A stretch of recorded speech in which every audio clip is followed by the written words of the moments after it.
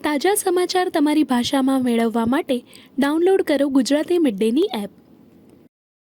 सबसे पहले तो भारतीय जनता पार्टी के लोगों को जीत मिली है, उन्हें बधाई, और आशा करता हूं कि जो जनादेश दिल्ली की जनता ने उन्हें दिया है उसकी वो प्रतिपूर्ति करेंगे। मेरे लिए कोई प्रसन्नता का और दुख का विषय नहीं है, मैं बीच में खड़ा हूं। प्रसन्नता इस बात की है कि करोड़ों लोगों ने आशा लगाई थी, करोड़ों लोग अपनी नौकरियां छोड़ के आए थे, व्यवसाय छोड़ के आए थे, दुश्मनियां ली थी लोगों ने। उन सब की हत्या एक आत्ममुग्ध आदमी ने, एक चरित्रहीन आदमी ने अपनी निजी महत्वाकांक्षाओं की पूर्ति के लिए की। उसको दंड मिला, ईश्वरीय विधान से दंड मिला। आज टीवी पर जब जंगपुरा का निर्णय आया और सामने दिखाई दिया कि मनीष हार गया, तो सदा तटस्थ रहने वाली और राजनीति से विरत रहने वाली मेरी पत्नी जो है, उसकी आंख में आंसू आ गए, वो रोने लगी, क्योंकि उसी से उसने ये कहा था कि अभी तो है ताकत, और उसने कहा था भैया ताकत सदा तो नहीं रहती। तो ये अहंकार आशा करता हूँ अगले लोग नहीं करेंगे, जो बाकी दल है वो नहीं करेंगे, इससे सबक लेंगे। सबसे पहले तो भारतीय जनता पार्टी के लोगों को जीत मिली है, उन्हें बधाई, और आशा करता हूँ कि जो जनादेश दिल्ली की जनता ने उन्हें दिया है उसकी वो प्रतिपूर्ति करेंगे। और वे सब आम आदमी पार्टी के लाखों करोड़ों कार्यकर्ता जो अन्ना आंदोलन से आए, जिनके बहुत ही निश्चल, निष्पाप और बड़े भारत की राजनीति को बदलने के सपने की हत्या एक निर्लज्ज, नीच, मित्रहंता, आत्ममुग्ध और चरित्रहीन व्यक्ति ने की, उसके प्रति तो क्या संवेदना। दिल्ली को उससे मुक्ति मिली, और मैं ये जानता हूँ कि अब जो आम आदमी पार्टी में लोग बच गए थे सत्ता के लोभ में, लालच में, पदों के लिए, उस पैसे के चक्कर में, वे सब भी अब वापस जाएंगे, लौटेंगे, कुछ अपने व्यवसायों में लौटेंगे, कुछ पार्टियों में चले जाएंगे, और पतन यहाँ से प्रारंभ हुआ है उन लोगों का। मेरे लिए कोई प्रसन्नता का और दुख का विषय नहीं है, मैं बीच में खड़ा हूँ। प्रसन्नता इस बात की है कि करोड़ों लोगों ने आशा लगाई थी, करोड़ों लोग अपनी नौकरियां छोड़ के आए थे, व्यवसाय छोड़ के आए थे, दुश्मनियां ली थी लोगों ने।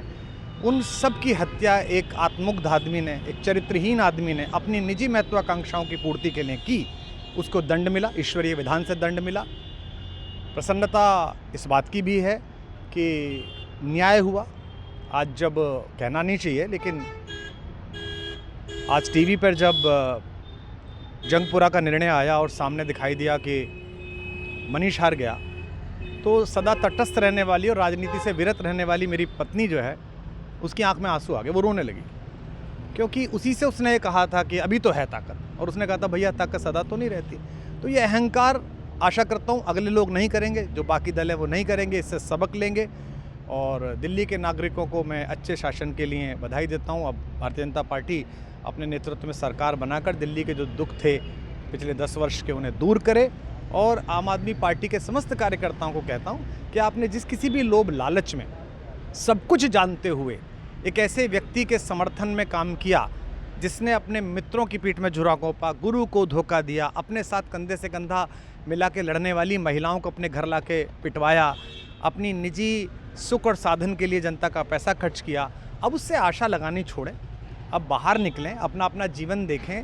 मुझे राघवेंद्र सरकार राम की कृपा मिली, जिनका ये घर है, जिनकी कृपा से मैं यहाँ खड़ा हूँ। मुझ पर कृष्ण कृपा हुई कि मैं इस निर्लज्ज सर्कस से बाहर आ सका। मैं उन सब से भी अच्छे भविष्य की कामना करता हूँ कि वो कोई गंदगी ना फैलाएं कहीं भी, वो लौट जाएं अपने शिविरों में। जिस तरह माधव को, कृष्ण को दूत देख कर भी भरी सभा में अट्टहास करने वाला दुर्योधन जो ये कहता था सुचिग्रम नैव दास्यामि बिना युद्धे न केशवः, बिना युद्ध के 5 गांव भी नहीं दूंगा, आज वो अपनी सीटों के लिए तरस रहा है। और मुझे पता है कि इस दुर्योधन का अंत भी टूटी हुई जंघा के साथ बड़ा ही दारुण होगा, और भारतीय राजनीति एक कलंकित अध्याय के रूप में इस बौने दुर्योधन को और इसके दरबार के तमाम शकुनियों को याद करेगी। मैं उनकी मुक्ति की कामना करता हूँ कि ईश्वर उन्हें इस दुख से बाहर निकाले, और समस्त लोगों को बधाई देता हूँ कि चलिए अंततः न्याय हुआ। सर, बात करें दिल्ली के चुनाव या यूपी के उपचुनाव मिल्कीपुर को लेकर, चुनाव आयोग पर तमाम तरह के आरोप लगाए जा रहे हैं। अखिलेश यादव जी ने कल कहा कि वहाँ उपचुनाव में मिल्कीपुर, ये राजनीतिक विषय है, इस पर मैं राजनीतिक कार्यकर्ता नहीं हूँ, तो इस पर मेरी टिप्पणी शोभनीय नहीं है, वो आपस में सब जाने। लेकिन दिल्ली के चुनावों को लेकर एक मिश्रित प्रतिक्रिया है।